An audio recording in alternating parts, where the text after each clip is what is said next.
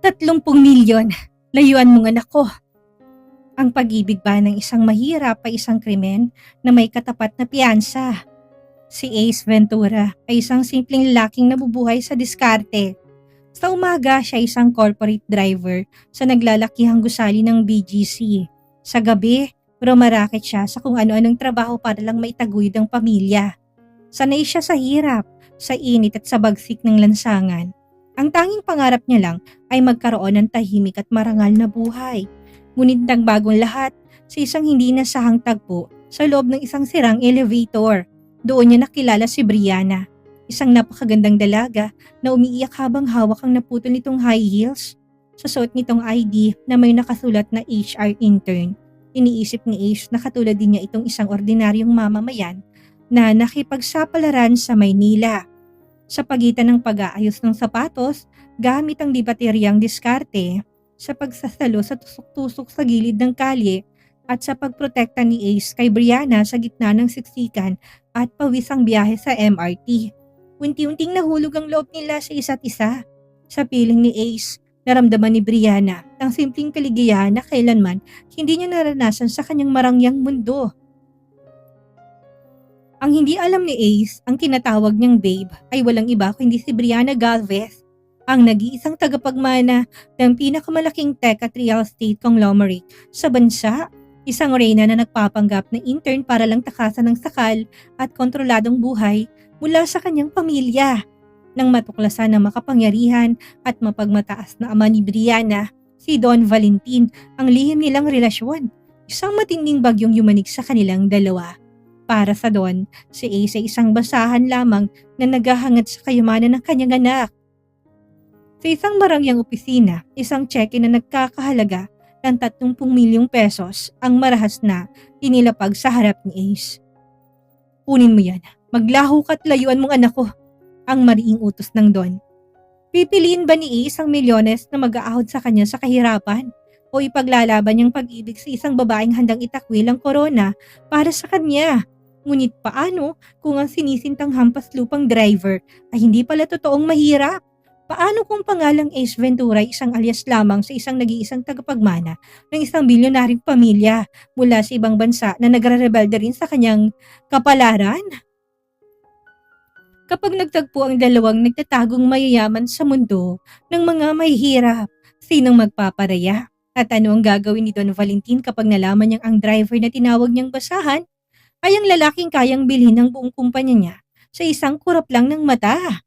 Isang kwento, puno ng kilig, matitinding tapatan, tululuha at isang plot twist na hindi mo inaasahan. Abangan ang kwentong magpapatunay na ang tunay na pag-ibig ay walang presyo. Lunes ng umaga, ang Bonifacio Global City BGC ay buhay na buhay sa dagsa ng mga professional na nagmamadaling pumasok sa kanilang mga opisina.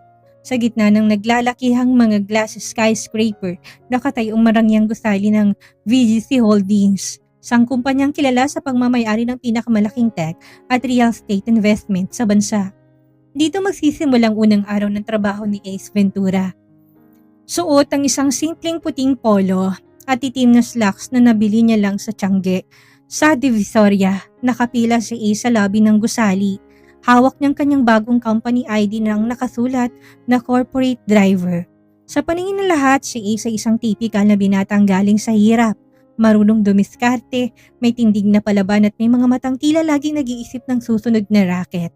Ngunit sa kabila ng simpleng kasuotan, may kakaibang tika si Ace na hindi mo madalas makita sa isang ordinaryong aplikante. May taglay siyang karisma na pilit tinago ng simpleng pamumuhay. Swerte mo, Brad. Malaking magpasahod ng mga Galvez. Basta, huwag mo lang babanggain ang ugali ng matandang doon. Pabulong ng bili ng guard na nag-inspect ng bag niya. Gumiti na ng tipid si Ace. Salamat, boss. Diskarte lang para mabuhay. Sumakay si Ace sa elevator B. Ang elevator na nakalaan para sa mga empleyado mula sa first hanggang 20th floor. Siksikan ng mga tao sa loob, amoy mamahaling pabangong paligid, hinaluan ng kaba ng mga empleyadong ayaw malate sa kanilang mga biometrics. Isa-isang bumababa ang mga sakay sa bawat palapag hanggang sa 3 na lang silang naiwan sa loob. Pa-close ng pinto ng elevator sa 10th floor nang biglang may narinig siyang malakas sa sigaw mula sa hallway. Sandali! Pakihold naman ng pintuan, please! Boses yun ng isang babae na halatang nagpapanik. Otomatikong dinala ng reflexes ni Ace ang kanyang braso upang harangan ng papasarang sensor ng pintuan. Bumukas ito ulit at doon ay pumasok ang isang dalaga na muntik nang madapa sa sahig ng elevator. Hingal na hingal ito, gulugulong ilang hibla ng kanyang mahabang buhok na tila ba tinangay ng bagyo at ang mas kapansin-pansin, hawak ng kanyang kanang kamay ang kaliwang sapatos nito. Naputol ang manipis at takong na kanyang kulay rosas na high heels. Shucks, nakakahiya. Bulong ng babae sa sarili habang pilit na inaayos ang nagulo niyang palda. Lumingon siya kay Ace na siyang may hawak ng pinto. Salamat ha, akala ko may iwan na naman ako. Napatitig si Ace sa dalaga. Sa kabila ng pagiging losyang nito sa sandaling yon, dahil sa natanggal na takong, hindi may tatagong natural nitong ganda. Ang kanyang balat ay makinis at maputi, may matang tila kumikinang sa ilalim ng ilaw ng elevator at may aura na kahit na anong tago ay halatang galing sa mataas na lipunan. Ngunit nang bumaba ang tingin ni Ace, sa dibdib nito nakita niya ang temporary ID na nakasabit. Brianna, HR intern. Intern lang pala, si itsura kasi nito parang pwede itong maging modelo o anak na may-ari ng kumpanya. Naramdaman ni Brianna ang titig ng binata kaya medyo nailang ito. May dumi ba ako sa mukha? Natawa ng bahagya si Ace, isang tawang pampalaglag loob. Wala naman, napansin ko lang yung sapatos mo. Mukhang bago ka rin dito ha. Bumuntong hininga si Brianna at tinignan ng hawak na takong. Oo, first day ko ngayon bilang intern sa HR at mukhang sinumpa ang unang araw ko. Paano ko maglalakas sa tapat ng mga big boss na mukhang lumpo? Halatang naiyak ng dalaga sa stress. Sa isip-isip ni Brianna, kung malalaman lang ng ama niyang nagpapakasasa siya sa gintong hirap habang nagpapanggap na mahirap na intern, tsak na pagtatawanan siya nito. Ngumiti si Ace at binaba ang kanyang backpack sa sahig ng elevator. Binuksan niya ito at nagsimulang maghanap sa loob. Huwag kang mag-alala, Brianna. Basic emergency lang yan sa mga katulad nating nagsisimula sa ibaba. Ang buhay sa korporasyon, parang lansangan din, dapat laging handa sa aberya. Mula sa bag nilabas ni Ace ang isang maliit na bote ng Mighty Bond at isang rolyo ng itim na electrical tape. Nalaki ang mga mata ni Brianna. Seryoso ka ba? Pindala kang ganyan sa bag mo habang pumapasok sa isang multi-billion company? Driver ako, Miss HR. Ang driver dapat kayang mag-ayos ng kahit na anong sira. Biro ni Ace habang lumuhod ng isang tuhod sa harap ni Brianna. Akin na yung sapatos mo. Subukan nating lapatan ng paunang lunas. Nag-hesitate si Brianna. Walang sino mang lalaking lumuhod sa harap niya para lang ayusin ang kanyang sapatos. Ang mga lalaking nakapaligid sa kanya sa subdivision nila sa Forbes Park ay mga laking yaman na marunong lang mag-utos sa mga driver at katulong. Pero ang lalaking to sa harap niya na may ID na Ace ay walang arte na kinuhang sapatos niya. Mabilis at ekspertong mga kamay ni Ace. Nilagyan niya ng tamang dami ng pandikit ang naputol na takong. Diniin ito ng ilang segundo at pagkatapos ay maingat na ibinalot ng manipis na electrical tape sa ilalim upang masigurong hindi ito ibibigay kapag itinapak. O ayan, bawas-bawasan mo munang pag-aura ngayong araw ha. Huwag mo munang itatakbo para hindi tuluyang bumigay. Paalala ni Ace, sabay abot ng sapatos kay Brianna. Sinuot yun ni Brianna at laking gulat niya na matatag na ulit ang kanyang paglakad. Parang walang nangyaring sira, maliban sa maliit na itim na tape sa ilalim na hindi naman halata.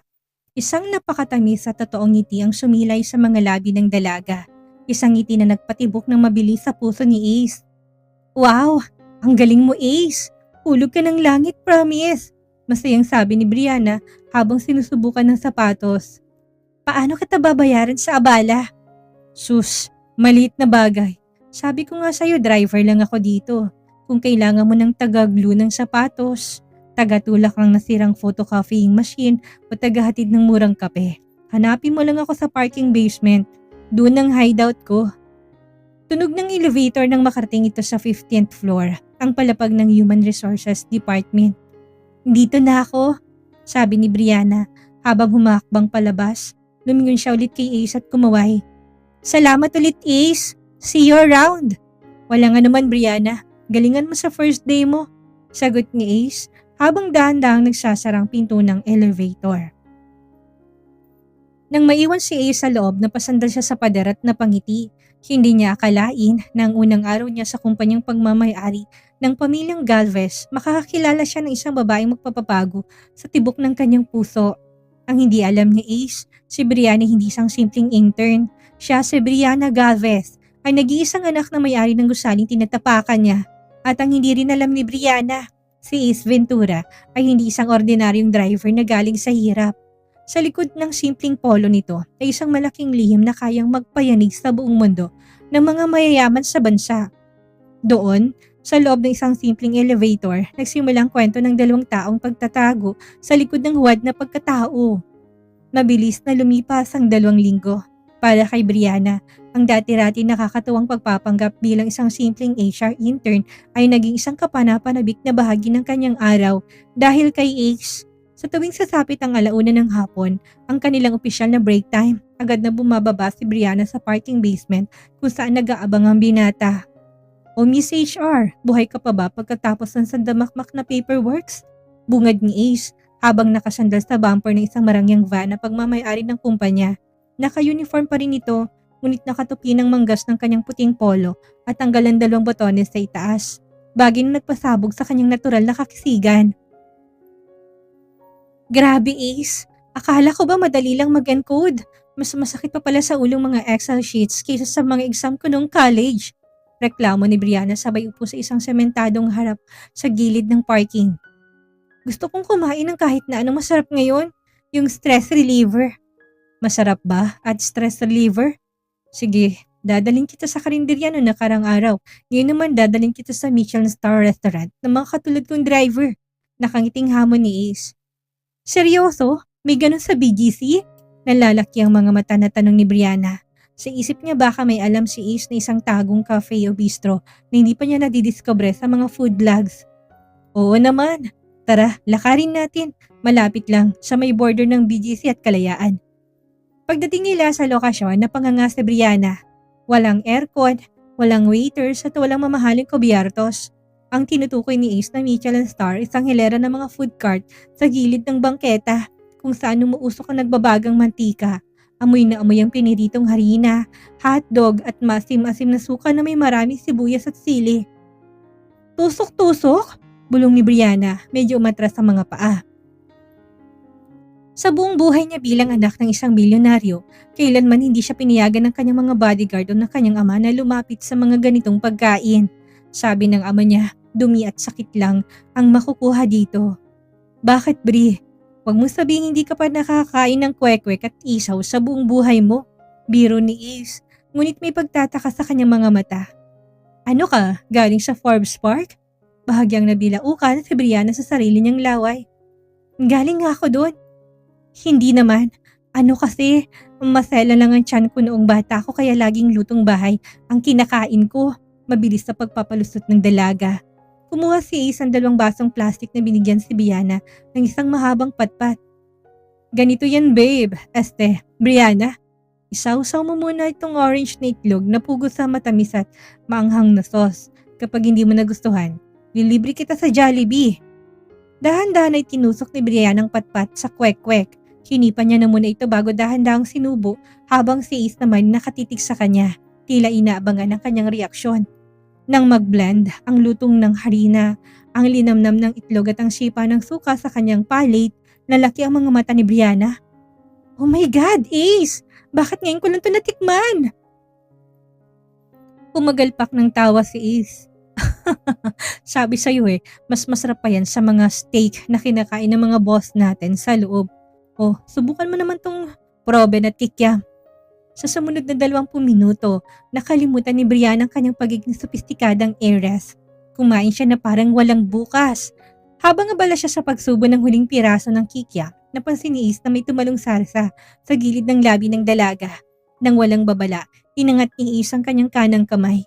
Gamit ang kanyang hinlalaki, dahan-dahan at marahan niya na pinunasan ang gilid ng labi ni Brianna. Ang simpleng haplos na yon ay parang nagpadala ng libu-libong boltahe ng kuryente sa puso ng dalaga. Napatigil sa pagnguya si Brianna, diretsong tingin sa mga mata ni Ace na punong-puno ng pag-aalala. "May sarsa ka, mukha kang batang kumain."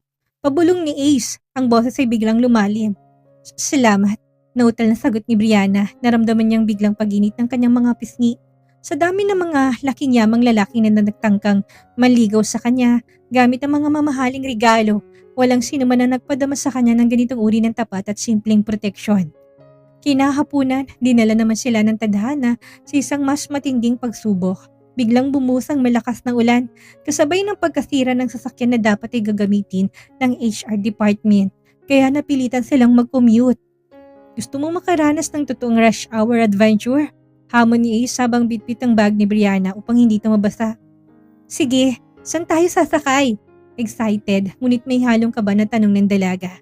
Dinala siya ni Ace sa MRT Ayala Station. Pagpasok pa lang sa platform, parang gustong himatay ni Brianna. Libo-libong taong nagkakatulakan, pawisan at nagmamadaling makasakay sa paparating na tren. Nang bumukas ang pinto ng MRT, parang agos ng tubig na tinangay sila ni Ace papasok sa loob. Siksikan, walang espasyo para gumalaw. Ramdam ni Brianna ang bigat ng katawan ng mga tao na nakapaligid sa kanya at nagsisimula na siyang makaramdam ng hilo at takot. Ngunit bago pa man siya maipit ng dagsa ng mga pasahero, mabilis na kumilos si Ace. Humakbang ito sa harap ni Brianna at ipinatong ang kanyang dalawang kamay sa padar ng tren sa magkabilang gilid ng ulo ng dalaga.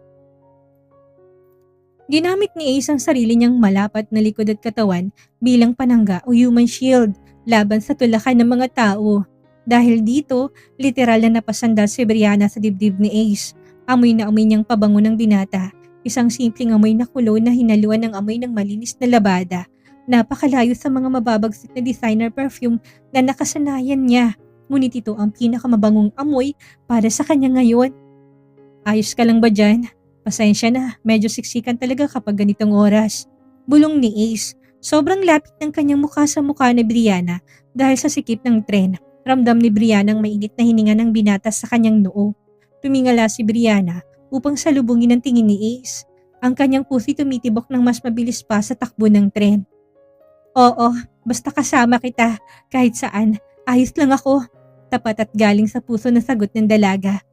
Sa gitna ng maingay, magulo at pawisang biyahe ng MRT, parang humintong mundo para sa kanilang dalawa.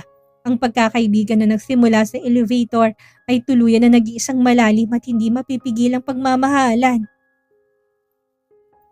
Habang nakatitig sa Ace sa maamong mukha ni Brianna, isang lihim na pangakong nabuo sa kanyang isipan.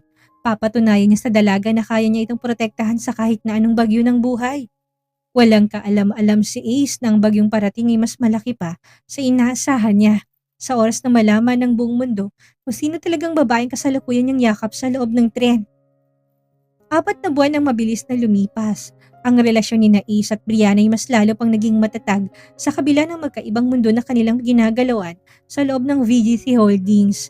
Para sa mga ordinaryong empleyado, silang perpektong halimbawa ng office romance. Isang gwapong corporate driver at isang magandang HR intern. Walang arte si Brianna, natuto na siyang sumakay ng jeep, magabang ng tricycle at magtiyaga sa barya-baryang sukli. Para sa kanya, ang bawat sandaling kasama si Ace ang pinakatotoong bahagi ng kanyang buhay. Ngunit ang bawat magandang panaginip ay may marahas na paggising.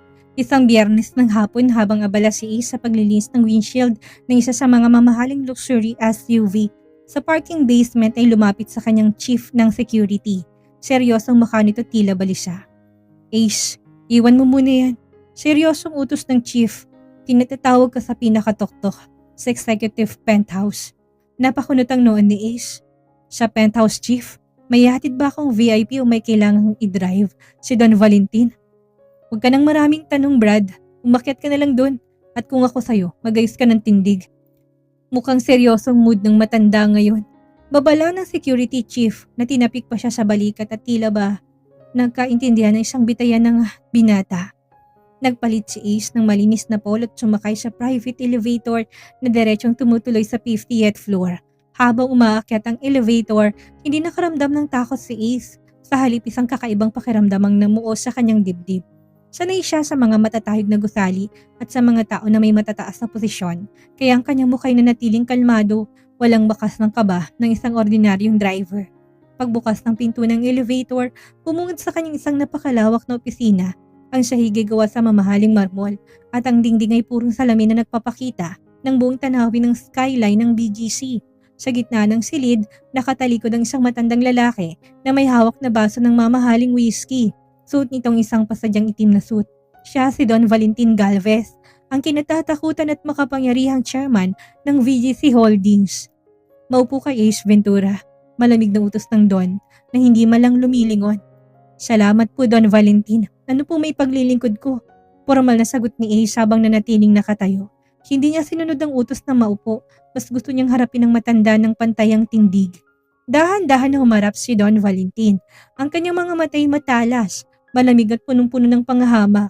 Naglakad siya papalapit sa kanyang dambuhalang lamesa na gawa sa mahogany wood. May kinuha siyang isang makapal na brown envelope at marastong inihagis sa ibabaw ng lamesa. Lumabas mula sa loob ang ilang piraso ng litrato. Nang sulyapan niya ni Ace, bahagyang tumigil ang tibok ng kanyang puso. Ang mga litrato ay kuha sa iba't ibang pagkakataon. Ang pag-aayos niya ng sapatos si Brianna sa elevator. Ang sabay nilang pagkain ng kwek-kwek sa gilid ng lansangan habang pinupunasan niyang labi nito at ang mahigpit nilang yakapan sa loob ng sikstikang MRT. Ang bawat kuha ay malinaw, patuloy na matagal na silang sinusubaybayan ng mga pribadong investigador. Magandang mga kuha, hindi ba? May pang-uyam ng ngiti sa labi ni Don Valentin. Sapat na yan para patunayan na masyado kang ambisyoso. Don Valentin, kung tungkol po ito sa amin ni Brianna, malinis pong intensyon ko sa kanya.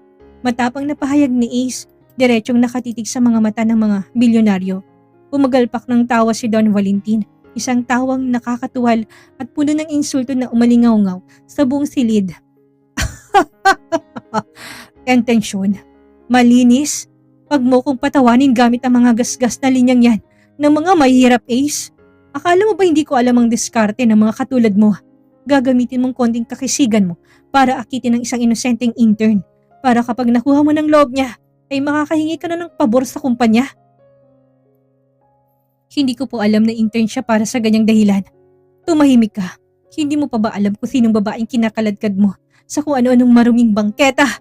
Galit na hinampas ni Don Valentin ang lamesa, sanhi upang mayanig ang mga baso dito.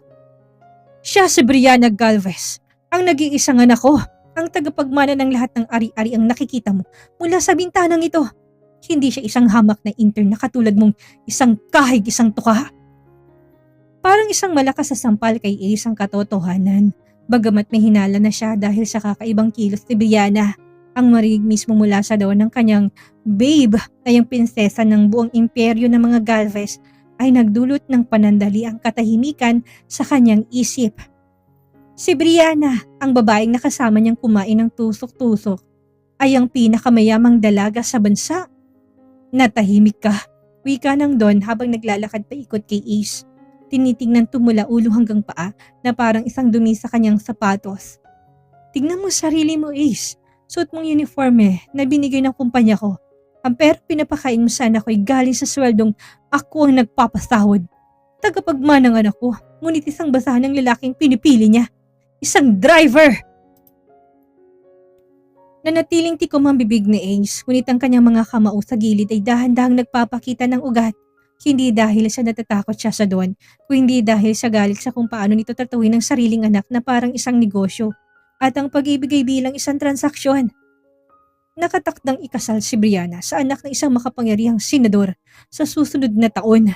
Isang alyansa magpapatatag sa kapangyarihan ng aming pamilya. Patuloy ni Don Valentin habang bumabalik sa kanyang upuan. At hindi ko hayaan na isang walang pangalang driver mula sa kung saang sulok na Manila sisira sa planong yan. Hindi niyo pwedeng pilitin si Brianna sa isang buhay na hindi niya gusto, Don Valentin. Seryosong sagot ni Ace. Ang boses ay kalmado, ngunit may talim na hindi inasahan ng matanda. Nakita ko kung paano siya ngumiti sa simpleng bagay. Masaya siya kapag malaya siya mula sa kontrol ninyo. Anong alam mo sa kaligayahan ng anak ko? Sigaw ng Don. Tuluyan nang nawala ang kanyang pagiging sopistikado. Ang akala mo ba, mabubuhay siya sa pag-ibig at kwek-kwek habang buhay? Kapag naramdaman niya ng gutom, ang hirap at ang kawalan ng marangyang buhay, isusuka ka rin niya, Ace. Kaya bago pa mangyari yan, tatapusin na natin ang kahibang ito ngayon. May kinuha si Don Valentin sa loob ng kanyang mamahaling leather folder, isang gintong fountain pen at isang checkbook ng Swiss Bank. Mabilis sa sumulat ang matanda. Ang bawat gasgas ng panulat ay tila tunog ng hatol. Pagkatapos ay maras ng nilapag ang isang pirasong papel sa harap ni Ace. May nakasulat na halaga dyan. Tignan mo ng mabuti para magising ka sa panaginip mo. Hamon ng Don na may mapangaping ngiti na natiling nakatitig si Ace sa pirasong papel na nilapag sa marangyang lamesa ng Don. Ang hangin sa loob ng executive penthouse ay tila naging yelo sa sobrang lamig, ngunit ang tensyon sa pagitan ng dalawang lalaki nagbabaga. Dahan-dahang humakbang si Ace palapit sa lamesa. Inangat niyang kanyang kanang kamay at kinuha ang tseke. Sa malapit ang tingin, nakita niyang mahabang halin ng mga numero na isinulat gamit ang gintong tinta ng fountain pen ng Don. 30 million pesos. 30 milyong piso. Isang halaga na sapat na upang baguhin ang takbo ng buhay ng isang ordinaryong pamilya sa Pilipinas. Sa perang yon, maaari siyang makabili ng marangyang mansyon sa isang eksklusibong subdivision, serye ng mga mamahaling sasakyan at magtayo ng sariling negosyo na hindi niya nakakailanganing magpaalipin sa kahit na kanino habang buhay. Para sa isang taong galing sa hirap o sa isang lalaking nagpapanggap na isang hamak na driver, ito ang ultimate jackpot. 30 milyon. Dahan-dahang pagbasa ni Isa halaga. Walang emosyon ng kanyang boses. Umalakip-kip si Don Valentin. Sumandal sa kanyang ergonomic leather chair at nagpakita ng isang matagumpay na ngiti sa isip ng matanda. Tapos ng laro. Alam niyang walang sinumang mahirap ang may sapat na lakas ng loob upang tanggihan ang ganung kalaking pera. Ang prinsipyo at pag-ibig ng isang hampas lupa sa paningin ng Don ay may katapat na laging presyo. Tamang nakikita mo, Ace. 30 milyon. Mayabang na pahayag ng Don habang pinapaikot ang baso ng whiskey sa kanyang kamay. Jack, na hindi mo pa nakikita ang ganyang karaming zero sa buong buhay mo. Kunin mo yan. Mag-resign ka ngayon din sa kumpanya ko.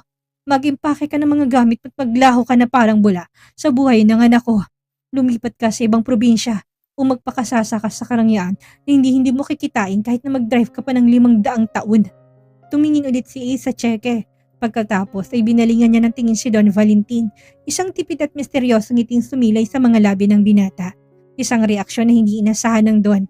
Akala ng matanda ay makakita siya ng luha, panginginig o labis na pasasalamat, ngunit ang lalaking nasa harap niya ay mukhang hindi malang nasilaw sa nakakasilaw na halaga. 30 milyon para layuan si Brianna. Pag-uulit ni Ace. Malaking ang halagang ito, Don Valentin.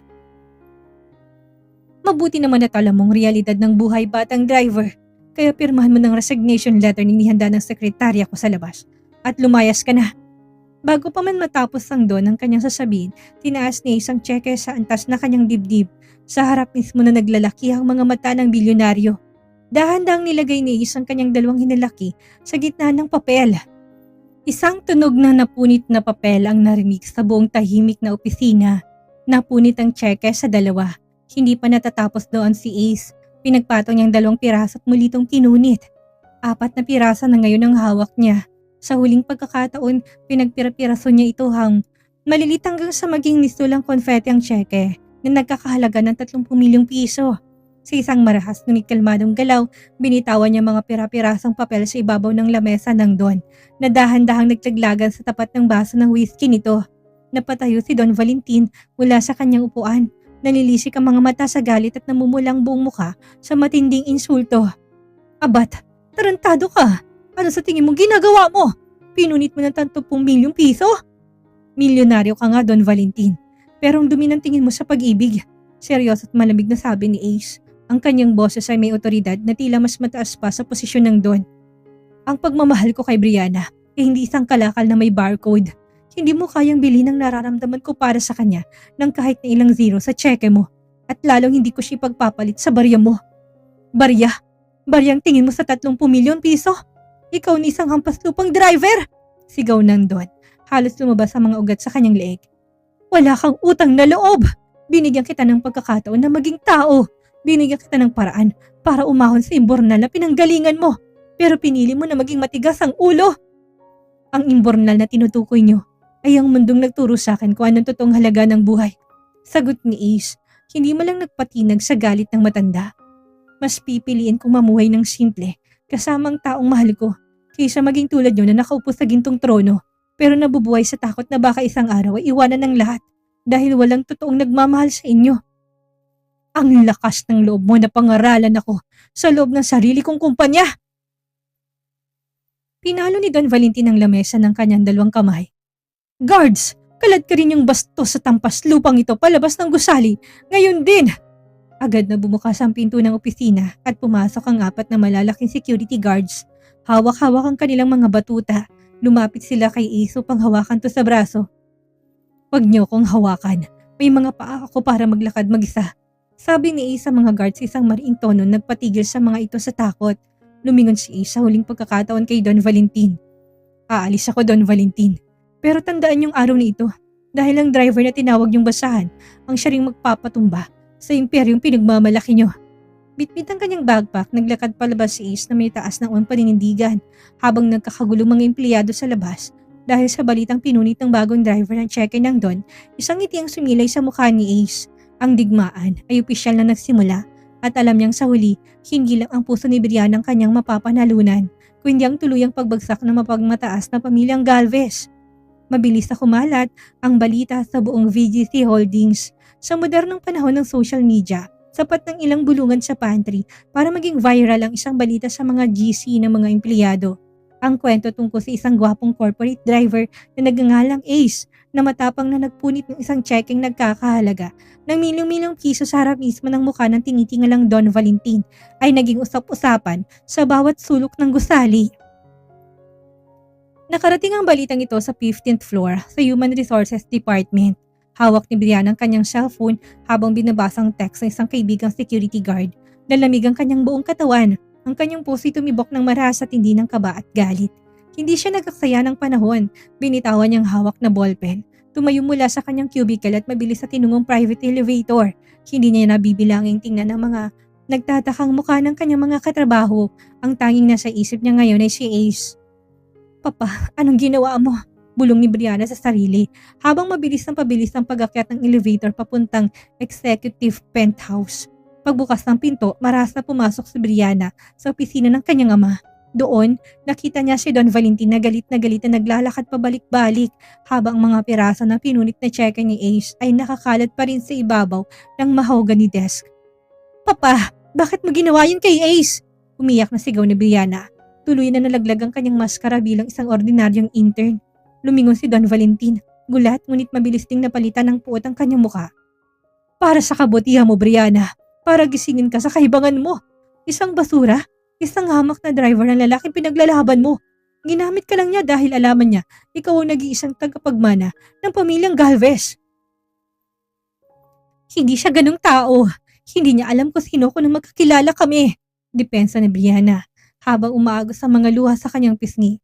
"At kung pera lang ang habol niya, bakit niya pinunit ang 30 milyong pisang binigay mo?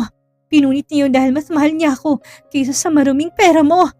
Umakbang papalapit si Don Valentin. Ang kanyang tindig ay puno ng otoridad at pananakot. "Huwag kang magpakarupok sa mga madramang galaw ng isang mahirap. Pinunit niya yun dahil alam niyang mas malaki ang makukuha niya kapag ikaw ang napasa kamay niya. Mas matalinong lalaking yan kaysa sa inaasahan mo." "Mali ka, Papa. Ikaw ang bulag. Masyado ka nabulag ng pera at kapangyarihan kaya akala mo lahat ng bagay sa mundo ay may katapat na presyo." Umahagulo na si Brianna. Ang kanyang tinig ay puno ng sakit na matagal niya ng kinikimkim. "Sa buong buhay ko, kinontrol mong lahat. Kung anong isusuot ko, kung saan ako mag-aaral, kung sinong dapat kong maging kaibigan. At ngayon pating lalaki nagparamdam sa akin kung paano maging totoong tao. Aalisin mo pa sa akin." Nang marinig ang mga salitang yun, naging malamig at matigas ang mukha ni Don Valentin. Ang kanyang pagiging ama ay tuluyang nalaman ng kanyang pagiging isang walang pusong negosyante. "Kung ganun, mamili ka." Marin at mabagal na hamon ng Don. Ang bawat salita ay tila patalim na sumasaksak sa damdamin ng dalaga. "Ang marang niyang buhay na ito. Ang pangalang Galvez. Ang bilong-bilong ari-arian na para sa'yo at ang pagiging reyna ng VGC Holdings. O ang driver na yan na walang may papakain sa'yo kundi alikabok sa lansangan." Tumingin si Brianna sa kanyang ama. Pagkatapos, nilibot niyang paningin sa marangyang opisina na may gintong dekorasyon. Naalala niya mga araw na kasama niya si Ace. Ang tawa nila sa tabi ng kalsada habang kumakain ng kwek-kwek. Ang init ng kamay ni Ace habang pinoprotektahan siya sa loob ng siksikang MRT at ang pakiramdam na sa wakas may isang taong nagmamahal sa kanya bilang isang si Brianna. Hindi bilang si Miss Galvez. Dahan-dahang tinaas ni Brianna ang kanyang mga kamay. Hinubad niyang kanyang gintong wristwatch, ang kanyang mamahaling diamond earrings at ang corporate ID ng kumpanya. Isa-isa niya itong nilapag sa lamesa. Sa tabi ng mga pinunit na tseke, Itabi mo kayamanan mo, Papa. Kung ang presyo ng pagiging isang Galvez ay ang mawala ng puso't kaliyaan, sinusumpa kong pangalang yan. Matatag na pahayag ni Brianna, bagamat basag ang boses dahil sa iyak. Mas pipiliin kong maging mahirap kasama si Ace kaysa maging mayaman sa isang palasyong puno ng plastic na tao. Brianna, kapag lumabas ka sa pintong yan, itatakwil kita! Sigaw ng nalilisik ang mga mata sa hindi makapaniwalang desisyon ng anak. Wala kang makukuha kahit na isang duling na dako mula sa akin. Kakansilin ko lahat ng credit cards mo. Babawiin kong kotse mo, ang kondo mo, at sisiguraduhin kong walang kumpanya sa Pilipinas ang tatanggap sa'yo. Salamat sa lahat, Papa, pero mas pipiliin kong kaliyaan. Huling sabi ni Brianna bago tuluyang tumalikod. Lumabas si Brianna sa VC Tower na walang dalang kahit na ano kundi ang kanyang simpleng handbag at ang sapatos na kinumpuni ni Ace gamit ang electrical tape nung unang araw ng kanilang pakikita. Sumakay siya ng taxi gamit ang huling cash na nasa wallet niya at nagpahatid sa lumang apartment ni Ace sa makipot na iskinita ng Tondo. Pagbaba niya, sumalubong sa kanyang amoy ng usok, ang ingay ng mga bata naglalaro sa kalye at ang ingay ng lungsod. Ngunit hindi siya natakot. Patakbo niyang tinungong pinto ng kwarto ni Ace at maras itong kumatok. Nang bumukas ang pinto, nandun si Ace, suot ang isang simpleng sandot mukhang nag-aayos ng kanyang mga gamit. Nang makita ng binata si Brianna na basang-basa ng luhat, gulo-gulo ang buhok, agad na rumisponde ang kanyang puso. Brianna, anong ginagawa mo dito? Nag-aalalang tanong ni Ace.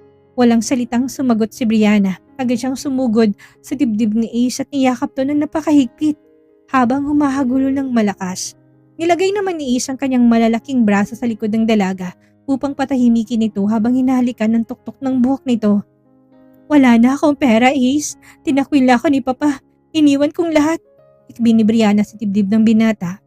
Mahirap na rin ako ngayon katulad mo. Ipaglalaban mo pa rin ba ako? Isang banayad, ngunit makapangyarihang ngiti ang sumilay sa mga labi ni Ace. Hinawakan niyang magkabilang pisngi ng dalaga at pinunasan ang mga luha nito gamit ang kanyang mga hinlalaki. Huwag kang mag-alala, babe. Malambing na sabi ni Ace. Ang kanyang mga matay kumikinang sa kakaibang determinasyon. Hanggat magkasama tayo ang pinakamayaman sa mundo. At papatunayan ko sa papa mo ng driver na tinawag niyang basahan ang siyang magbibigay sa iyo ng kaharian na hindi niya kayang bilhin. Yakap-yakap ang isa't isa sa loob ng maliit at lumang kwarto. Handa ng dalawa na harapin ang bagong simula ng kanilang buhay mahirap. Ang hindi alam ni Brianna, ang apartment na yun ay simula pa lang na isang mas malaking plano ni Ace upang simulan ang kanyang paghihiganti at ilantad ang kanyang totoong pagkatao. Ang unang gabi ni Brianna sa maliit na apartment ni Ace sa Tondo ay isang matinding kultura para sa isang dalagang lumaki sa Forbes Park. Walang aircon, kaya naman ang lumang dikuryenteng ventilador. Na maingay ang Elise ang tanging nagbigay ng hangin sa loob ng kwarto. Rinig na rinig din mula sa labas ng tila walang katapusang videoke ng mga kapitbahay at ang ingay ng mga tricycle na dumadaan sa makipot na eskinita. Ngunit sa kabila ng lahat ng ito, hindi naramdaman ni Brianna ang takot. Nakahiga siya sa braso ni Ace habang ang binata ay dahan-dahang hinahaplos ang kanyang buhok upang patulugin siya. Pasensya ka na, Bria. Ganito lang ang kaya kong ibigay sa iyo sa ngayon. Alam kong hindi ka sanay sa init at ingay. Pabulong na sabi ni Ace, may bakas ng pag-alala ang boses. Umangat ang tingin ni Brianna at ngumiti ng matamis. Shh! Sabi ko naman sa iyo, Ace. Basta kasama kita, kahit saan, ayos lang ako. Mas masarap matulog dito ng malaya ako kaysa sa malaking kwarto ko doon na parang ginto ang rehas, pero nakakasakal naman. Hinilikan ni Ace ang noo ng dalaga. Sige na, matulog ka na. Mahabang biyahe natin bukas para sa bagong racket natin. Kinabukasan maagang gumising ang dalawa dahil inarangan ni Don Valentin ang lahat ng credit cards at bank accounts ni Brianna. Kailangan nilang kumilos para may panggastos sa araw-araw. Nagpasya si Ace na dalhin si Brianna sa Divisoria upang bumili ng mga murang damit at accessories na pwede nilang ibenta online sa pamamagitan ng live selling. Isang trending na diskarte ngayon ng mga nagsisimula sa negosyo. Ganitong totoong labanan, babe. Hawakan mo na mahigpit ang bag mo at sumunod ka lang sa likod ko. Paalala ni Ace habang binabaybay nila ang siksikang kalsada ng rekto. Para kay Brianna, ang Divisoria ay isang malaking labirinto. Ang sigawan ng mga nagtitinda, ang bilihan ng mga prutas at ang dumi ng taong nagunahan sa pagbili ay nagdulot sa kanya ng pagkahilo. Ngunit sa tuwing nararamdaman niyang mahigpit at mainit na hawak ni Ace sa kanyang kamay, bumabalik ang kanyang lakas ng loob para siyang may sariling personal bodyguard na handang humawi ng daan para sa kanya. O tingnan mo tong tela na to, magagandang kalidad pero bagsak presyo. Kapag kinuha natin to ng bultuhan, malaki ang kikitain natin sa live selling. Paliwanag ni Ace habang eksperto niyang kinakausap ang mga supplier. Namangha si Brianna sa galing ni Ace sa negosyo. Hindi to marunong mahiya, mabilis magkwenta at may kakaibang karisma sa mga tao. Hindi lang siya basta driver sa isip ni Brianna. May utak siya sa pagnenegosyo na mas matalas pa sa ilang mga manager na nakilala sa VGC. Nang hapon din na yon, bumalik sila sa apartment at sinimulan ang kanilang unang live stream sa TikTok. Ginamit nilang account na ipinangalan nila sa kanilang bagong maliit na brand, B&A Trendy Finds. Nung unay mahihain si Brianna sa harap ng kamera, ngunit dahil sa nakakahawang energy ni Ace na walang tigil sa pagpapatawa at pagpapakita ng mga produkto, unti-unting pumasok mga viewers. Dagdag pa ditong natural na ganda ni Brianna at ang kakasigan ni Ace ay mabilis na nakahatak ng pansin. Ang chemistry ng dalaway napakatindi, kaya naman ang mga comments ay napuno ng sana all at bagay na bagay kayo Lodi. O mga kabayers, itong suot ng aking napakagandang partner. Limited edition lang ito. Bagay sa mga gustong maging rina ng kanilang mga driver. Banat ni Ace habang kumikinang ang mga mata. Natawa si Brianna tinampas ng mahinang balikat ng binata. Bolero ka talaga Ace. Pero totoong maganda pong tela nito guys. Check out na kayo sa Yellow Basket. Sa loob lang ng 3 oras na live, laking gulat nila nang maubos ang lahat ng kanilang paninda. Kumita sila ng sapat na pera para sa pagkain at upa sa buong buwan. Masayang masaya si Brianna habang binibilang ang kanilang kinita si Babo ng malit na lamesang kahoy. Ace, ang galing natin. Nakagawa tayo ng pera na sarili nating pawis ang puhunan. Masayang talo ng dalaga sabay yakap kay Ace. Sabi ko sa'yo Bri, kayang kitang buhayin. Hindi ko hayaang magutom ang prinsesa ko. Tugon ni Ace habang nakangiti. Ngunit habang natutulog si Brianna dahil sa pagod ng gabing yon, dahan-dahan na bumangon si Ace. Kinuha niyang kanyang lumang cellphone at lumabas sa maliit na balkonahe ng apartment. Tinignan niyang madilim na kalye ng tondo. Bago nagdahil isang numero na matagal niya nang hindi tinatawagan.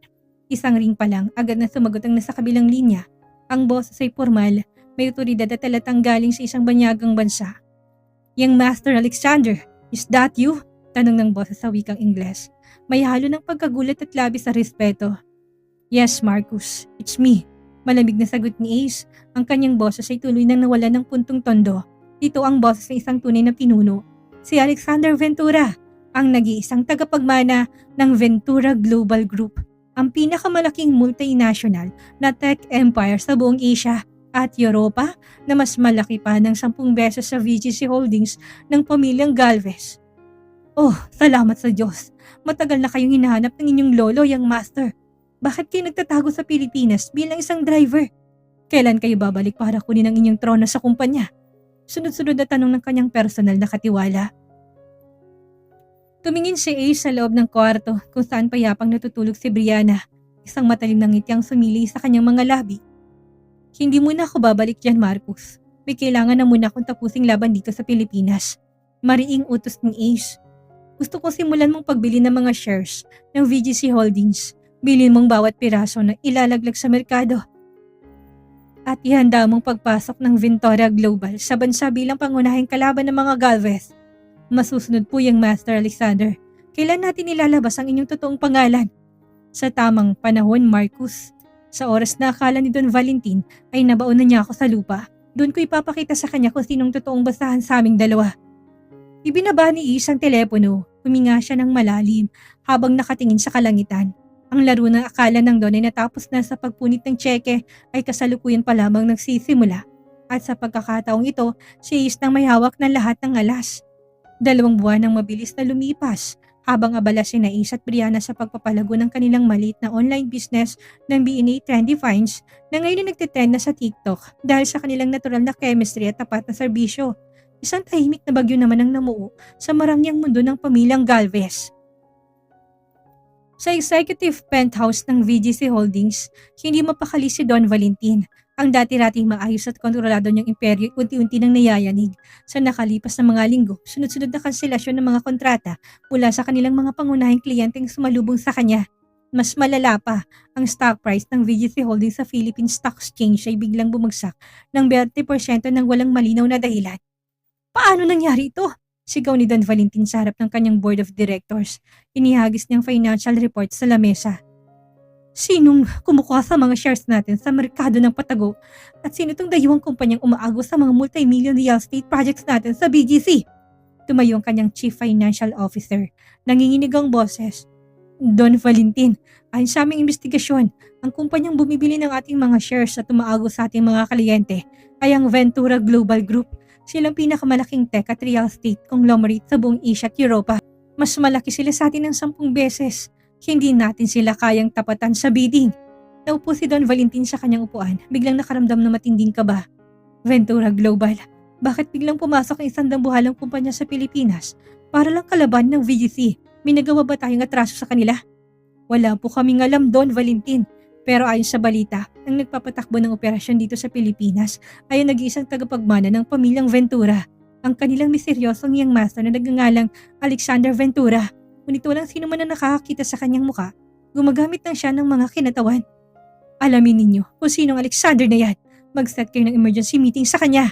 Ialok ninyo ng kahit na anong partnership, wag lang yan tuluyang pabagsakin ng VGC. Maras na utos ng Don habang pinagpapawisan ng malamig. Sa unang pagkakataon sa kanyang buhay, naramdaman ni Don Valentin ang takot na mawalan ng kapangyarihan.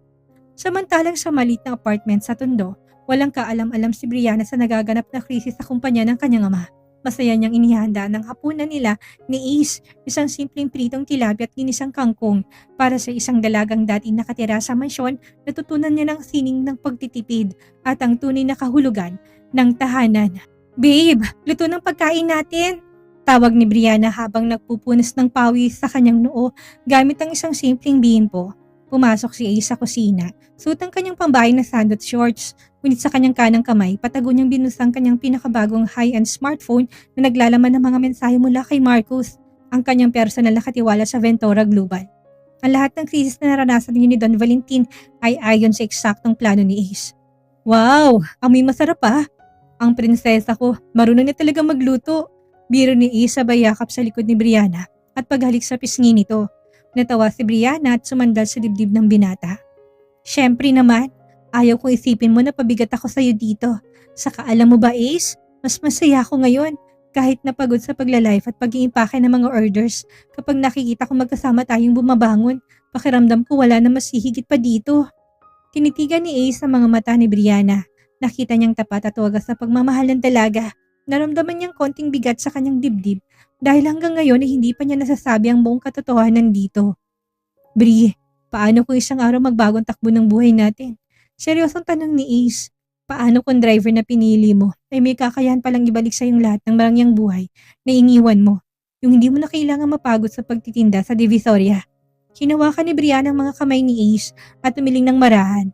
Ace, hindi mo kailangan ma-pressure. Hindi ko kailangan ng palasyo o milyong-milyong piso. Ang kailangan ko'y ikaw. Ang lalaking nagligtas sa sapatos ko sa elevator. Ang lalaking pumotekta sa akin sa MRT at ang lalaking nagpunit ng 13 million pesos dahil mas pinili niya ako. Kung magiging mayaman man tayo balang araw, gusto ko dahil sabay natin pinaghirapan yun mula sa ibaba. Ang mga salitang yun ni Brianna nagpatibay sa desisyon ni Ace. Desidido na siya natapusin ang paghihiganti kay Don Valentin. Hindi para saktan si Brianna, kundi para bawiin ang karangyaan na tinapakan ng matanda't para bigyan ang dalaga ng isang buhay na ligtas at walang sinumang makakapag-utos sa kanila. Kinagabihan ng makatulog na si Brianna, lumabas muli si Ace sa balkonahe at tinawagan si Marcus. Marcus, kumustang lagay ng VGC Holdings? Malamig na tanong ni Ace. Young Master, gipit na si Don Valentin. Humihingi sila ng emergency meeting sa inyo bukas ng hapon sa Grand Ballroom ng Shangri-La BGC. Handa silang ibigay ang kahit na anong pabor. Huwag lang silang tuluyang mabankrupt. Ulat ni Marcus. Isang matalim at papanganib ng ngiti ang sumilay sa mga labi ni Ace, o mas kilala bilang Alexander Ventura. Mabuti, ipaalam mo sa kanila na tatanggapin kong meeting. Sabihin mo sa kanila na personal na dadalo ang nag-iisang tagapagmana ng Ventura Global Group. Utos ni Ace. At Marcus, magpadala ka ng isang pasadyang itim na suit dito sa Tondo bukas ng umaga. Panahon na para magising si Don Valentin sa kanyang masamang panaginip. Masusunod yang master, ang inyong trolley naghihintay na sa inyo. Ibinaba ni Ace ang telepono tumingin sa kalawakan ng lungsod. Bukas sa harap ng buong elite society at ng pamilyang Galvez, ang driver na tinawag nilang basahan ay maglalakad bilang isang hari at ang kasaysayan ng kanilang pamilya hindi na muling magiging pareho. Ang Grand Ballroom ng Shangri-La BGC ay napupuno ng tensyon at bulong-bulungan. Ang mga mamahaling chandelier ay nagbibigay ng marangyang liwanag sa silid, ngunit hindi ito may tatago ang kabalisaan sa mukha ni Don Valentin Galvez. Kasamang kanyang mga board of directors at ilang mga piling mamahayag, nagabang ang matanda sa pagdating ng misteryosong pinuno ng Ventura Global Group. Ang dambuhalang kumpanya na unti-unting lumalamon sa kanyang ari-arian. Sa tabi ni Don Valentin ay nakatayo si Brianna. Sa pilitan siyang sinama ng kanyang ama matapos siyang matuntun ng mga tauhan nito sa tondo noong nakaraang gabi. Ginamit nandoon ang huling barahan nito, ang pagbabanta na ipapakulong si Ace sa kasong pagnanakaw at trespassing kung hindi sasama si Brianna para maging bahagi ng business alliance ng huling pag-asa ng VGC Holdings. Papa, pakiusap. Tigilan mo na to. Pabulong na pakiusap ni Brianna. Suot ang isang simpleng marangyang itim na gown na hindi niya ginustong isuot. Huwag mong gamitin ang kumpanya para saktan si Ace. Tumahimik ka, Brianna. Asik ng Don habang pinupunasan ng pawis sa kanyang noo. Ang kapakanan ng pamilya natin ang nakasalalay dito. Kapag dumating ang young master ng Ventura Global, siguraduhin mong magpapakita ka ng magandang impression. Kung kailangan na maging magkasintahan kayo para may isalbang VGC, gagawin mo. Napayuko na lamang si Brianna, patagong hinawakan ng kanyang simpleng singsing, isang murang pilak na binigay sa kanyang ni Ace sa tondo. Ang kanyang pusi nagdurusa, nag-aalala sa kaligtasan ng lalaking iniwan niya sa apartment. Biglang bumukas ang dambuhalang pinto ng ballroom, natahimik ang lahat. Pumasok ang isang hani ng mga bodyguard na nakasuot ng plantsadong itim na suit at may mga earpiece. Sa gitna nila ay naglalakad ang isang matangkad na lalaki. Siya ay nakasuot ng isang pasyadyang Italian charcoal gray suit na perpektong humuhubog sa kanyang matikas at atletikong pangangatawan. Ang kanyang buhok ay maayos na nakaslick back at ang kanyang bawat takbang ay nagtataglay ng isang uri ng otoridad at kapangyarihan na nagpapatahimik sa buong silid. Nalaki ang mga mata ni Brianna, ang kanyang hiningay tila nabitin sa kanyang lalamunan. Ang kanyang puso'y tumibok na napakabilis, hinaluan ng matinding gulat at hindi makapaniwalang emosyon. Ace, bulong niya sa kanyang isip, ang lalaking naglalakad sa red carpet bilang ang pinakamakapangyarahang bilyonaryo sa Asia ay walang iba kundi ang kanyang babe. Ang lalaking nagayos ng kanyang sapatos, ang lalaking nakasama niyang kumain ng kwek-kwek sa bangketa at ang driver na tinawag ng kanyang ama na basahan. Mabilis na lumapit si Don Valentin, pilit na sinasatambi ang kanyang yabang para magpakumbaba. Young Master Alexander Ventura, isang malaking karangalan po na makaharap kayo. Ako po si Valentin Galvez ng VGC Holdings. Dinikit nandoon ang kanyang palad para makipagkamay. Ngunit hindi tinanggap ni Ace ang kamay ng matanda na natinitong nakatago sa bulsa ng kanyang mamahaling pantalon. Tinignan niya si Don Valentin mula ulo hanggang paa. Ang eksaktong paraan ng pagtingin na ginawa sa kanya ng Don sa executive penthouse 2 buwan na nakakalipas. Matagal na tayong magkakilala, Don Valentin. Hindi mo na kailangang magpakilala. Malamig at seryosong sagot ni Ace. Ang kanyang boses ay umalingaw-ngaw sa buong ballroom. Napakunot ang noo ni Don Valentin at pilit inaalala ang mukha ng bilyonaryo. Paumanhin po yang master, ngunit ngayon ko lang po kayo nakaharap sa buong buhay ko. Dahan-dahan nang umiti si Ace, isang ngiting puno ng paitatagumpay. Talaga ba? Mukhang maikli ang memorya mo pagdating sa mga taong tinuturing mo mababa sa'yo. Ako lang naman ang corporate driver na pinakaladkad mo sa mga guards mo 2 buwan na nakakalipas. Ako ang lalaking pinagpira-pirasong ang 30 million cheque na nilapag mo sa lamesa mo. Parang isang kidlat na tumama sa ulo ni Don Valentin ng katotohanan. Napaurong ang matanda ng 3 hakbang, nanlalaki ang mga mata at tuluyang nawala ng kulay ang kanyang mukha. Ang kanyang mga labing nanginginig sa matinding takot at kahihiyan. Humagalpak ng tawa ang board of directors ng Ventura Global na nasa likod ni Ace. Lumapit si Marcos, ang personal na katiwala tumarap kay Don Valentin. Para sa iyong kaalaman, Don Valentin, ang hampas lupay siyang Master Alexander Ventura, ang nag-iisang tagapagmana ng Ventura Global Group. Ang kumpanya may barya lang sa kabuuan ng yaman ng pamilya niya. Hindi maaari. Nagpanggap ka lang!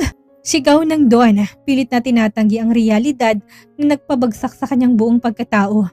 Hindi siya pinansin ni Ace, sa halip pinalingan niya ng tingin si Brianna na hanggang ngayon ay nakatayo pa rin sa tabi habang ang mga luhay dahan-dahang umaagos sa maganda nitong mukha. Ang lamig sa mga mata ni Ace ay biglang napalitan ng init at wagas na pag-aalaga. Umakbang siya papalapit sa dalaga at tinawakan ng 2 kamay nito. Bri, patawad kung nilihim ko sa iyong lahat. Malambing na sabi ni Ace. Walang pakialam sa mga kamera ng media na walang tigil sa pagkuha ng litrato sa kanila. Nagrebelde ako sa lolo ko dahil ayaw kong diktahan ng buhay ko. Nagtago ako bilang driver para maranasan ang totoong buhay. Pero sa pagtatago ko, nahanap kong pinakamagandang regalo na tadhana. Ang isang babaeng minahal ako noong wala ako ng kahit na ano. Umiiling si Brianna habang umiiyak, ngunit may kasamang ngiti ng labis na kapanatagan. Ace, kahit na sino ka pa, si Alexander o si Ace ang driver, ikaw pa rin ang lalaking pinili ng puso ko. Hinalikan ni Ace ang kamay ni Brianna bago hinarap ulit ang Don na ngayon na nakaluhod na sa sahig dahil sa labis na panghina. Ang imperyo ng mga Galvez ay opisyal ng gumuho, hindi dahil sa kakulangan sa pera, kundi dahil sa kayabangan ng isang amang minalitang kakayahan na isang taong akala niya ay basura. Ngayon, Don Valentin, seryosong wika ni Ace habang nakatayo sa tapat ng matanda. Sinusati ng basahan ngayon. Ang katahimikan sa Grand Ballroom ay nabasag lamang ng sunod-sunod na pag-slap ng mga kamera ng media. Si Don Valentin, ang lalaking kilala sa buong bansa bilang isang matigas at walang awang bilyonaryo, ay nakaluhod ngayon sa sahig, nakayukong ulo sa harap ng binatang tinawag niyang basahan, ilang buwan na nakakalipas. Ang kanyang mga board of directors ay hindi na rin makapagsalita. Lahat sila ay nakayupo, batid ng kapalaran ng VGC Holdings ay nakasalalay na ngayon sa isang kumpas ng kamay ni Alexander Ventura. Yung Master Alexander, nanginginig ang boses ni Don Valentin habang pilit na tumitingala kay Ace. Ang kanyang muka'y basang-basa ng pawis at luha ng pagsisisi. Patawarin mo ko. Hindi ko alam. Naging bulag ako. Pakiusap, huwag mo tuluyang sirain ang VGC Holdings. Lahat ng ari-arian ko. Ang pawis at tugo ko yan. Huwag mong hayaang magwakas ang pamilyang Galvez sa ganitong kahihiyan. Kinitigan ni Ace ang matanda mula sa kanyang seryoso at walang emosyong mga mata. Dahan-dahan niyang inayos ang manggas ng kanyang mamahaling suit bago nagsalita sa isang malamig at mariing tono. Hindi ko sinisirang kumpanya mo, Don Valentin. Ikaw ang sumira niya na piliin mo na gamitin ang kapangyarihan mo para mang-apak ng mga taong akala mo'y mahihina. Wika ni Ace. Ang bawat salita'y parang batas na bumababa sa silid. Noong lumuhod ako sa elevator para ayusin ang sapatos ng anak mo, ginawa ko yun dahil may puso ako bilang tao. Pero nung lumuhod ka sa harap ko ngayon, ginawa mo lang yan dahil natatakot ka na mawala ng pera. Gagawin kong lahat yung master, kahit na ano. Pagmamakaawa ng Don, tuluyan na nawalang huling ibla ng kanyang dignidad bilang chairman. May dalawa akong kondisyon, sabi ni Ace habang hinawakan ng kamay ni Brianna na nakatayo sa kanyang tabi. Una, magre-resign ka bilang chairman at CEO ng VGC Holdings. Ipapasa mo buong pamamahala at ang 50% ng inyong mga shares kay Brianna. Siya nang bago mukha at pinuno ng kumpanya. Nalaki ang mata ng Don, ngunit mabilis din siyang tumango. Oo, sige, ibibigay kong pamamahala kay Brianna. Pangalawa, patuloy ni Ace, lalong humigpit ang hawak niya sa kamay ng dalaga. Hindi mo na muling didiktahan ang buhay ng anak mo. Ang kasunduan sa anak ng senador ay tapos na. Mula sa araw na ito, malaya na si Brianna na piliin ang sarili niyang landas at ang lalaking nais niyang makasama habang buhay. Masusunod yang master, masusunod! Hikbi ng matanda. Binalingan ni Ace ang kanyang personal na katiwala. Marcus, ihanda ang mga legal na dokumento para sa pagbili ng Ventura. Global siya natitirang shares ng VGC upang masigurong magiging matatag ang kumpanya sa ilalim ng pamumuno ni Brianna. Mula ngayon ang dalawang kumpanya ay magiging isa sa ilalim ng isang malaking alyansa. Masusunod yang master. Sagot ni Marcos sa bayupod ng buong paggalang. Matapos ang marasa tagpong yun, hindi nila ni si Brianna palabas ng ballroom. Malayo sa mga nagkakagulong reporters na nag-agawan sa pagkuha ng kanilang pahayag. Diretso silang sumakay sa isang marangyang limousine na nag-aabang sa labas ng hotel. Pagkasara ng pinto ng sasakyan, tuluyan ang gumana ang aura ni Ace. Ang malamig at matigas na ekspresyon ng isang milyonaryo biglang napalitan ng pamilyar ng ngiti ng driver na unang naminahal ni Brianna. Babe, galit ka ba sa akin? Mahinaw na tanong ni Ace habang nakatitig sa dalaga. Umiling si Brianna habang dahan-dahan na pinupunasan ang mga huling luha sa kanyang mga mata. Hindi ako galit, Ace. O Alexander, nagulat lang ako. Lahat ng oras na magkasama tayo sa Tondo, sa Divisoria, sa pagla-live natin. Totoo ba lahat yun? O bahagi lang ng paghihiganti mo kay Papa? Mabilis na hinawakan ni Ace ang mukha ni Brianna gamit ang kanyang dalawang kamay. Ang kanyang mga mata ay punong-puno ng tapat at wagas na emosyon. Bri, makinig ka sa akin. Ang pagpapanggap ko bilang driver ay nagsimula pa bago pa kita makilala. Nagrebelde ako sa pamilya ko dahil ayaw ko na maging katulad ng mga mayayaman na walang puso. Pero ang lahat ng sandaling kasama kita, ang tawa natin sa MRT, ang pagkain natin ng kwek-kwek, ang yakap natin sa gabi. Yun ang pinakatotoong bahagi ng buhay ko. Minahal kita bilang si Ace na isang driver at mamahalin kita habang buhay bilang si Alexander. Isang napakatamis ng ngiti ang sinukli ni Brianna sabay sandal sa balikat ng binata.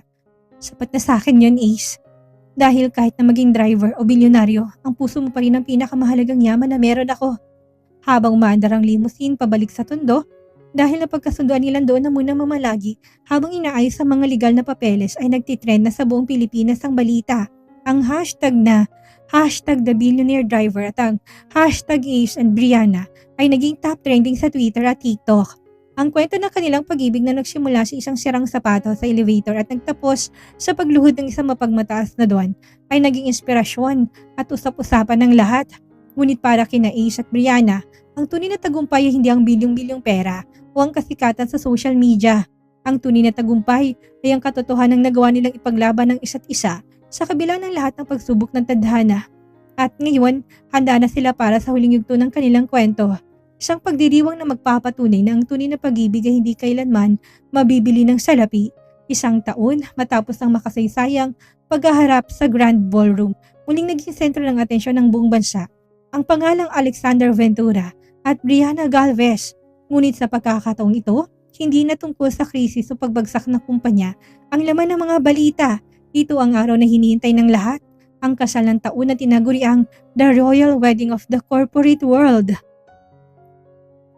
Ginanap ang kasal sa isang napakagandang lumang katedral na pinamalumityan ng libu-libong sariwang puting rotas at mga baging ang mga pinakatanyag na personalidad sa bansa.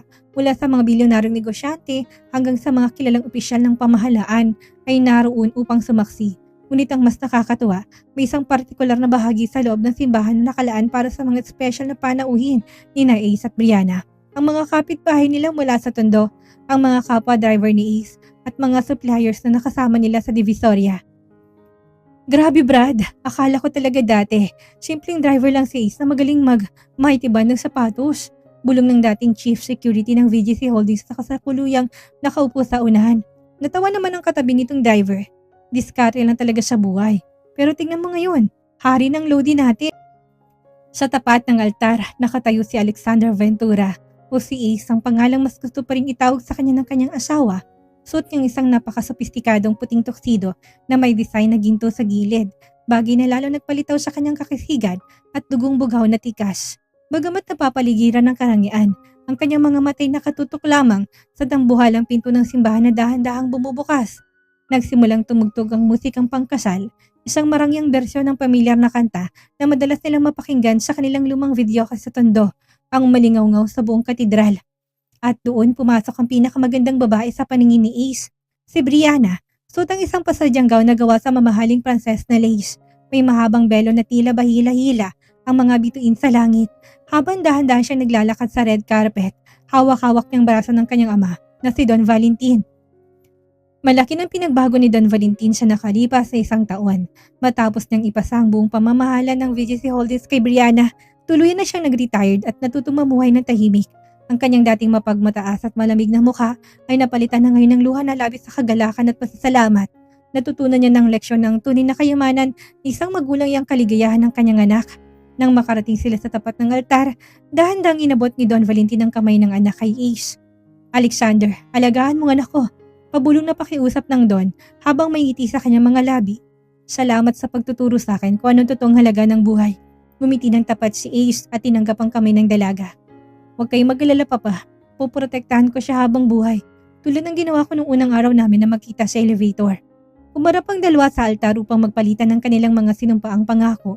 Nang dumating ang oras ng pagbabasa ng kanilang wedding vows, hinawakan ni Ace ang dalawang kamay ni Brianna, diretsong tingin sa mga matang nangungusap. Brianna, nung una kitang makita sa elevator, nagulugulong buhok at hawak ang naputol mong sapatos. Akala ko isa ka lang simpleng intern na kailangan ng tulong ko. Hindi ko akalain ng babaeng binigyan ko ng mighty bandang siyang magiging pandikit ng bubuo sa nag-iisa't nagre-rebelding puso ko. Minahal kita sa gitna ng usok sa Tondo, sa siksikan sa MRT at sa pagod sa Divisoria. Ngayong hawak ko ng korona ng pamilya ko, pinapangako ko sa'yo, hindi pera o kapangyarihan ang magiging hari sa tahanan natin, kundi ang pag-ibig nating walang presyo. Umiiyak na si Brianna sa sobrang kilig at emosyon nang kunin niyang mikropono para sa kanyang tugon. Ace, o Alexander, kahit na anong pangalan pang itawag sa iyo ng mundo, para sa akin ikaw pa rin ang aking personal na driver na nagatid sa akin sa totoong kaligayahan. Pahiyag ni Brianna. Habang pinupunasan ni Ace ang kanyang mga luha gamit ang hinlalaki nito, ang pamilyar na haplos na palagi nagpapabilis sa tibok ng kanyang puso. Salamat dahil pinatunayan mo sa akin na ang tunay na kayamanan ay hindi nasusukat sa dami ng zero sa tseke. Kung hindi sa dami ng tawat yakap sa bawat pagsubok ng buhay, pinapangako ko na sasamahan kita, magiging sa marangyang limusin man o sa siksikang tren hanggang sa huling hininga ng buhay ko. Sa ngalan ng Diyos, dinedeklara ko kayo na magkasawa. You may now kiss the bride. Wika ng pari. Dahan-dahan tinaas ni isang belo ni Brianna. Hinawakan niya ito sa bewang at inilapit ang kanyang muka upang selyuhan ang kanilang pag-iibigan ng isang matamis, matagal at wagas na palik. Umalingaw-ngaw ang malakas sa palakpakan at hiyawan sa buong katedral, hinaluan ng pagbagsak ng mga konfeti. Matapos ang kasal, dinala ni Ace at Brianna ang kanilang mga panauhin sa isang engrandeng reception. Ngunit naghanda sila ng isang malaking sorpresa para sa lahat ng muling naging viral sa social media. Sa gitna ng marangyang ballroom ng hotel, imbis na mga mahaling putayang ihain, may mga inihandang stall ng kwek-kwek, isaw, proben at kikiam na may lagda ng kanilang brand na B&A Trendy Finds. O mga kabayers, walang mahihiya ha, kumain lang na kumain. Sagot ng yung master nyo, biro ni Isa mikropono habang nakakbay sa kanyang kabiyak. Nakapost na sa TikTok at Facebook ang kanilang mga litrato na may caption, mula sa sirang sapatos sa elevator hanggang sa altar ng tagumpay, ang pag-ibig na walang presyo. Umabot sa milyong-milyong views at shares ang kanilang kwento na nag-iwan ng inspirasyon na ang tunay na pag-ibig kailanman hindi kayang bilihin ng salapi. At ang taong akala mo'y basahan ay maaaring ang hari na magpapatumba sa iyo sa buong imperyo. Habang nakatingin sa nagkakasiyahang mga tao, sumandal si Brianna sa dibdib ni Ace. Hawak ang kanilang mga kamay na may suot na nagdining ng mga singsing. Masaya ka ba, Mrs. Ventura? Bulong ni Ace. Sobra, sagot ni Brianna. Dahil sa wakas, tapos ng pagtatago natin. Simula ng totoong kwento nating dalawa. At doon, sa ilalim na nagniningning ng mga chandelier at sa pili ng mga tao nagmamahal sa kanila, natapos ang kwento ng driver at ng prinsesa. 3 taon matapos ang ingranding kasal na yumanig sa buong bansa, tuloy na naging pinakamalaking imperyo sa Asia ang pinagsamang Ventura Global at VGC Holdings. Ngunit sa kabila ng bilyong-bilyong ari-arian, nanatiling nakatapak sa lupang pamumuhay ni Ace at Brianna. Sa katunayan ng kanilang maliit na brand noon, ang B&A Trendy Finds ay isa na ngayong dambuhalang e-commerce platform na nagbibigay ng trabaho sa libu-libong pamilya sa Tondo at Divisoria. Isang Sabado ng hapon, ang marangyang penthouse ng mga Ventura sa VGC ay puno ng tawanan. O dahan-dahan lang sa pagtakbo Alexander Jr., paalala ni Don Valentin habang nakaupo sa sofa at nakangiting pinapanood ang kanyang 2 taong gulang na apo na naglalaro sa malawak na sala. Ang dating masungit at mapagmataas na Don ay mukhang tuluyan na nag-iisang mapagmahal na lolo.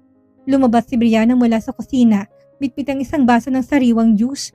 Mas lalo itong gumanda at nagkaroon ng aura ng isang matagumpay na babaeng negosyante, ngunit ang kanyang ngiti ay pamilyar pa rin ngiti ng HR intern. Papa, pakitignan muna si EJ ha? Kaya sa kusina lang kami ni Ace sa baba. Paalam ni Brianna sabay halik sa pisngi ng kanyang ama. Sige anak, mag-ingat kayo. Huwag mong hayaang mag-drive ng mabilis ang si Ace. Pagbaba ni Brianna sa private parking basement ng gusali, nandun si Ace. Nakasandal to sa bumper ng isang makintab at pinakabagong model ng itim na sports car. Ngunit ang nakakatuwa, suot pa rin ni Ace ang kanyang lumang paboritong sandot shorts, ang kanyang pambahay na uniform ng Selena sa Tondo pa. O Miss CEO, handa ka na ba sa date natin? Banat ni Ace. Seryoso ka ba sa suot mo, Mr. Ventura? Billionaire ka na pero mukha ka pa ring driver ng jeep sa Tondo. Sus, kahit na mabili ko pang lahat ng kumpanya ng kotse sa mundo, ako pa rin ang personal driver na nag-iisang reyna ng buhay ko. Dinala ni Ace ang sasakyan sa pamilya nilang tambayan. Ang gilid na lansyangan na malapit sa border ng BGC. Agad na nagkagulong mga tao at vendor nang makitang mamahaling sasakyan. Ngunit napalitan to ng hiyawan ng bumaba ang sikat ng mag-asawa. Lodi Ace, Ma'am Brianna, balikbayan kayo ah! Sigaw ng tenderong si Mang Tomas. Syempre naman Mang Tomas, hindi pwedeng hindi matikman ng asawa kung pinakamasarap na kwek-kwek sa BGC. Keep the change, Mang Tomas. Abot ni Ace ng 500 piso.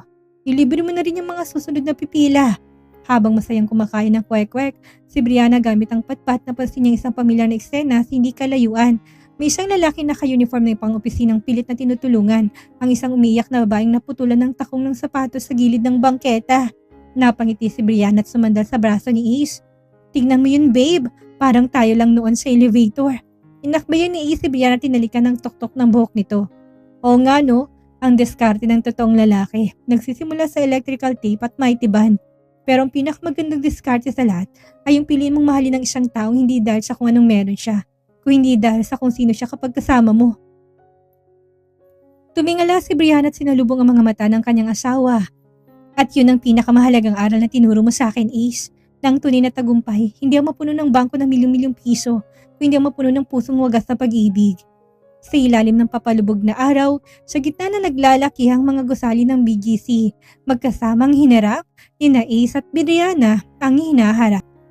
Ang kwentong nagsimula sa isang simpleng elevator ay hindi lang nag-iwan ng imperyo ng kayamanan, kundi isang alamat ng pag-ibig na hindi malilimutan ng lahat. Isang patunay na sa laro ng buhay, ang tunay na nagmamahalang palagi nagwawagi sa huli. Ang bawat pagpindot natin sa buto ng elevator ng ating buhay, madalas ay nagmamadali tayong makarating sa pinakatuktok, sa palapag kung saan nandun ang tagumpay. Ngunit sa paglalakbay ni Ace at Brianna, pinaalala sa atin at tadhana kung minsan ang pinakamagandang bahagi ng buhay ay hindi ang marating ang penthouse, kundi ang taong nakakasabay natin sa loob habang nakatigil to sa pagitan ng palapag. Ang kwentong ito hindi dahil tungkol sa isang undercover na bilyonaryo o sa isang prinsesang tinalikuran ng kanyang korona. Ito ay kwento ng diskarte, tapat na pagmamahal at paninindigan. Sa mundong madalas ay nasasilaw sa dami ng zero sa tseke, pinakita ni Ace at Brianna na may bagay na hindi kailanman malalagyan ng barcode o presyo. Ang tiwala, ang respeto at ang wagas na pag-ibig na handang kumain ng tusok-tusok sa gilid ng lansangan. Sinasabing ang pag-ibig ng isang mahirap ay madalas na minalas na parang basahan sa mata ng lipunan, ngunit sa huli ang basahang ito ang siyang nagpunas sa mga luhat dumi ng isang marangyang palasyo na walang ibig laman kung hindi lungkot. Sa lahat ng mga mambabasa na sumubaybay, kinilig, naluhat na kipagpuyetan mula sa kabanatawan. Kayo ang tunay na puhunan at inspirasyon kung bakit patuloy na nabubuhay ang mga kwento nagbibigay pag-asa sa ating mga puso. Sana sa pagsasara ng kwentong ito, baunin yung aral na huwag nating mamaliitin ang sinumang tao base sa kanilang kasuotan at trabaho. Dahil hindi natin alam, ang driver o intern na katabi natin ngayon ay siya palang maghahatid sa atin sa pinakamatamis na destinasyon ng ating buhay. Hanggang sa muling pagbubukas ng kasunod nating pahina at bagong kwento ng pag-ibig. Maraming salamat po at pagpalain kayo ng may kapal.